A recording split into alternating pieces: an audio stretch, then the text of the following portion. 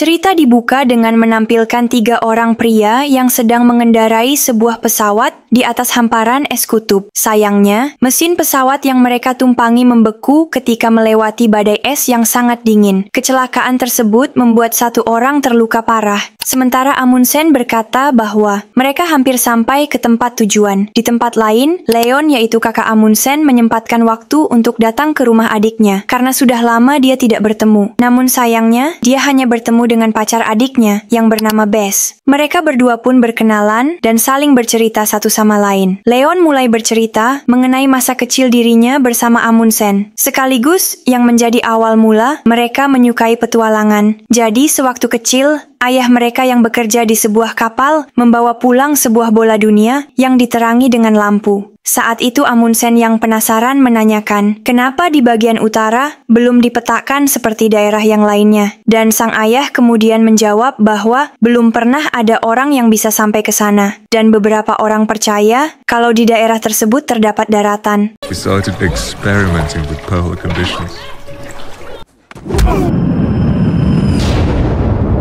Selain itu, dia juga banyak mempelajari tentang kutub dari buku yang sering dibawa oleh ayahnya. Berdasarkan cerita Leon, ayah mereka meninggal di sebuah lautan yang jaraknya ribuan mil dari tempat tinggal mereka. Dan beberapa tahun kemudian, sayangnya sang ibu pun meninggal karena sakit. Suatu hari, Leon dan Amundsen kecil menghadiri sebuah perayaan di mana seorang petualang bernama Fridtjof Nansen kembali dari ekspedisi. Greenland merupakan pulau terbesar di dunia berisi hamparan es. Dan semenjak itulah mereka berdua semakin yakin dengan niatnya untuk bisa melakukan ekspedisi ke Kutub Utara. Kembali ke masa kini, di mana Leon mengambil sebuah miniatur kapal. Dia kembali bercerita bahwa adiknya bersama dengan penjelajah Inggris berhasil melakukan ekspedisi ke Kutub Utara. Sehingga hal itu mengantarkan mereka berdua kepada sebuah konferensi para penjelajah yang ada di Inggris. Di sana Amundsen menceritakan mengenai perjalanannya. Sayangnya, beberapa pihak meremehkan cerita tersebut, termasuk seorang penjelajah asal Inggris bernama Robert. Setelah acara selesai, Nansen yang merupakan seorang penjelajah Inggris memberitahu bahwa akan ada perlombaan ke Kutub Utara untuk mendapatkan informasi ilmiah. Perlombaan tersebut bukan tentang siapa yang lebih dulu sampai ke sana, melainkan siapa yang lebih banyak berhasil mendapatkan informasi. Amundsen dan Leon merasa tertantang dan memutuskan untuk mengikuti perlombaan tersebut. Mereka pun kemudian mempersiapkan berbagai hal yang sekiranya diperlukan dalam ekspedisi. Termasuk juga mempersiapkan kapal besar yang mereka pinjam dari Nansen. Setelah kapal siap dan perlengkapan yang dibutuhkan sudah ada, mereka berdua mengadakan pertemuan dengan beberapa orang yang nantinya akan menjadi kru penjelajahan. Namun, saat itu seorang kru datang terlambat dan dia memberikan surat kabar terbaru kepada Amundsen. Dalam surat kabar tersebut diberitakan bahwa seseorang bernama Frediko telah sampai lebih dulu dan saat ini sedang melakukan eksplorasi. Mengetahui hal tersebut,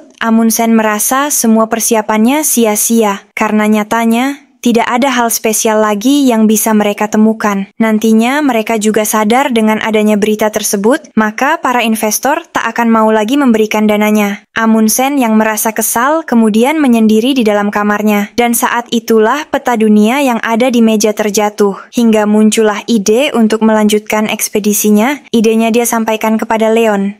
Amundsen ingin agar keberangkatannya dirahasiakan dari orang-orang Inggris, agar mereka bisa menjadi orang yang pertama mencapai Kutub Selatan. Sehari sebelum keberangkatan, Leon pun mengatakan bahwa dirinya tidak akan ikut dalam ekspedisi tersebut, karena harus mencari dana tambahan dan mengurus para investor yang sudah memberikan dana. Saat itu, Amundsen kembali menegaskan kalau jangan sampai rencana ini diketahui oleh Inggris. Sebelum mereka benar-benar sampai ke daerah selatan, akhirnya tepat di tanggal 9 September tahun 1910 di perairan Madeira. Semua kru dikumpulkan. Amundsen kemudian menjelaskan kalau perjalanan kali ini bukan menuju Kutub Utara, melainkan ke Kutub Selatan. Dia pun menambahkan kalau Inggris saat ini sedang melakukan penjelajahan di Kutub Utara. dan mereka pun berencana mengklaim daerah tersebut. Sementara itu, ekspedisi kali ini akan menjadi kesempatan besar bagi mereka untuk menjadi orang pertama yang berhasil sampai ke Kutub Selatan. Setelah semua kru setuju, Amundsen akhirnya berpisah dengan sembari memberikan surat keberangkatannya yang nanti akan disampaikan kepada Inggris. Dan beberapa bulan kemudian, Leon datang ke Inggris untuk menyampaikan surat tersebut. Mereka yang menerimanya tentu sangat kaget dan menganggap kalau ekspedisi tersebut bukan lagi sebuah petualangan, tetapi telah menjadi perlombaan. Di saat yang bersamaan, Amundsen dan kapalnya berhasil memasuki kawasan Antartika atau Kutub Selatan. Kemudian mereka menuju Teluk Paus untuk mendirikan kabin, tempat penyimpanan logistik sekaligus tempat berlindung dari dinginnya Antartika. Setelah musim dingin selesai di tanggal 8 September tahun 1911, mereka berencana melakukan eksplorasi dengan berjalan. Namun, di tengah perjalanan, badai salju besar datang dengan suhunya yang sangat dingin, sehingga mau tak mau Amundsen memerintahkan semua krunya untuk kembali ke kabin. Besoknya saat cuaca membaik, mereka kembali melanjutkan perjalanan dengan melewati padang es yang sangat luas, serta jalanan yang berada di tepi jurang,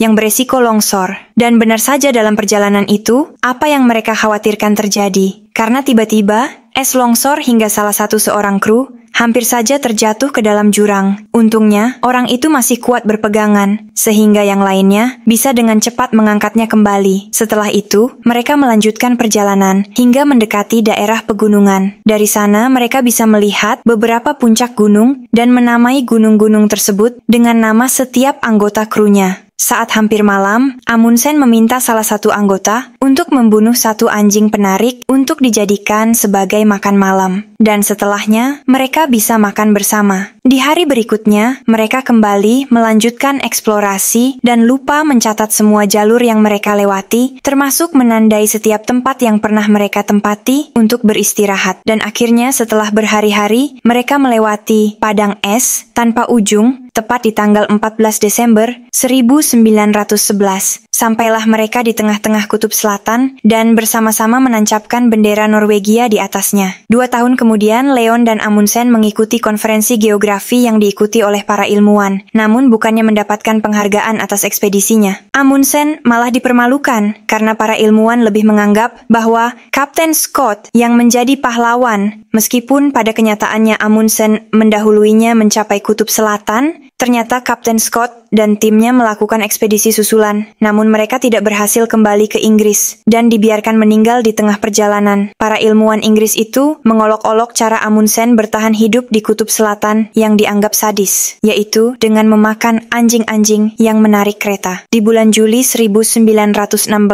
Norwegia justru menghargai kerja keras Amundsen dan mengucapkan rasa terima kasih karena telah membuat negaranya selangkah lebih maju dari Inggris. Namun, dalam akhir pertemuan, seseorang di sana mengatakan kalau Norwegia akan mendanai Amundsen untuk melakukan perjalanan ke Kutub Utara. Dengan melewati arus utara, yang mana saat itu Inggris belum berhasil melewatinya, Amundsen pun kaget mendengarnya. Akhirnya misi itu pun dimulai dengan kapal dan anggota kru yang baru. Amundsen berangkat menuju jalur kutub yang sudah ditentukan. Misi tersebut saat ini menghabiskan biaya yang sangat banyak dan Norwegia sangat berharap Amundsen berhasil sampai ke Kutub Utara dengan kapal tersebut. Perjalanan mereka kadang terhambat oleh tebalnya es, sehingga mau tak mau es yang menghalangi itu harus dibersihkan secara manual dengan tenaga para kru. Sampai suatu malam, ketika sedang mengecek keadaan, Amundsen terjatuh dan tak lama kemudian dia diserang oleh seekor beruang kutub. Untung saja salah satu kru berhasil menembak beruang itu sebelum benar-benar menyerang. Waktu pun terus berlalu sampai suatu ketika seorang pria dari suku Inuit datang bersama putrinya yang sakit dan meminta agar kru kapal mengobatinya. Langsung berusaha mengobati anak tersebut dan untungnya dengan persediaan obat yang dibawa, akhirnya anak itu bisa cepat pulih bahkan menjadi akrab dengan semua kru kapal. Akhirnya, setelah 5 tahun ekspedisi itu berjalan, Amundsen cukup yakin kalau rute tersebut bisa membawa mereka ke Kutub Utara. Namun masalahnya, masih membutuhkan beberapa tahun lagi untuk bisa mengeksplorasi ke seluruh daerah kutub. Akhirnya dia pun memutuskan untuk memberikan jabatannya kepada Wisting. Sementara dirinya akan menyusun rencana lain agar dia bisa sampai dengan cepat ke Kutub Utara. Pada tahun 1923 di Alaska, Amundsen membuat sebuah konferensi pers mengenai rencananya untuk terbang menjelajahi hamparan es Kutub Utara. Amundsen juga mengatakan jika berhasil, maka misi tersebut akan menjadi salah satu misi paling historis di dunia. Beberapa bulan kemudian, Leon dan Amundsen bertemu dan di sana, Leon mengungkapkan kekecewaannya karena adiknya sudah memesan 3 pesawat yang harganya sangat mahal. Dan tak hanya itu saja, ternyata modal ekspedisi yang telah mereka kumpulkan, Leon ingin agar Amundsen membatalkan pesanan pesawatnya karena nyatanya mereka kini sudah kehabisan modal. Belum lagi, kapal laut yang ditinggalkan waktu itu juga sudah disita oleh negara karena tak bisa memberikan hasil yang memuaskan. Dengan berat hati, Leon akhirnya memutuskan kalau dirinya menyerah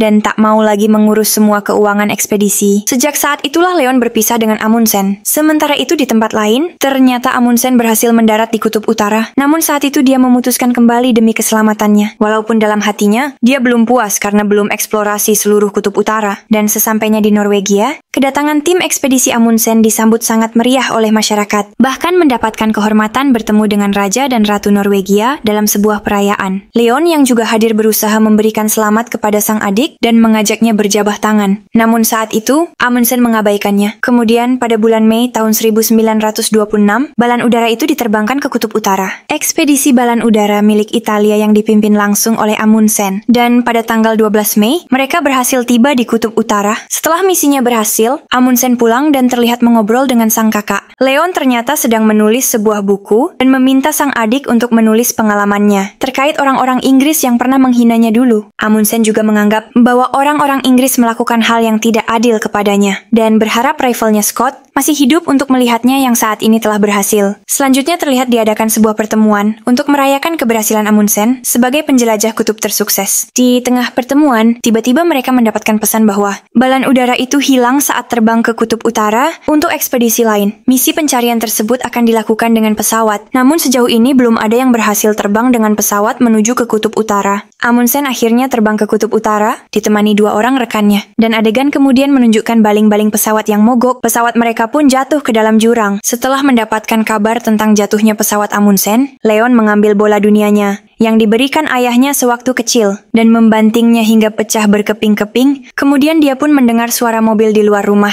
Leon sangat menyesal karena dia tak bisa menghentikan adiknya ikut dalam misi tersebut. Kemudian diperlihatkan Amundsen yang sedang duduk dengan rekan setimnya. Dia sudah pasrah dengan nasibnya. Dan pada tanggal 18 Juni tahun 1928, Amundsen dipastikan menghilang. Dan jasad ataupun sisa-sisa penerbangannya tidak pernah ditemukan hingga sekarang. Kemudian film pun selesai.